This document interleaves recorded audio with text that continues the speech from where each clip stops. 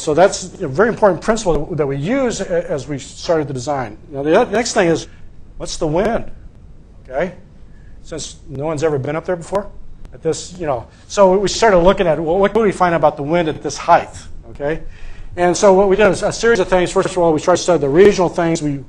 Our wind tunnel consultants, which in this case was RWDI from Canada, went through and created a superstation that looked at the weather data from Doha, Abu Dhabi, Sharjah, Dubai, I think some other stations, and looked at statistically how the wind is behaving. But the readings are at 33 feet above ground, okay?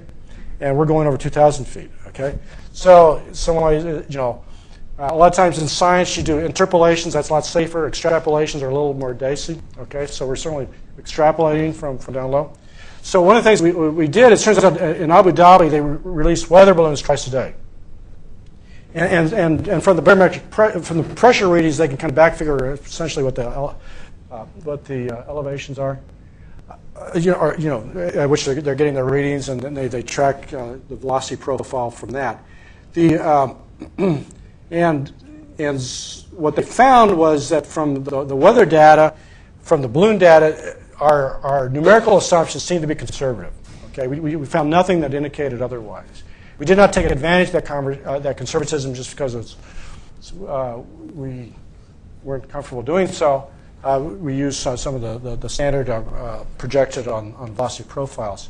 But another thing that we do is they went back and they tried to create very sophisticated numerical models called regional atmospheric models, where they would take a region of the Gulf and they would take known recorded storms and see if they could replicate the behavior or predicted in those storms, and then look at it from a thermodynamics point of view.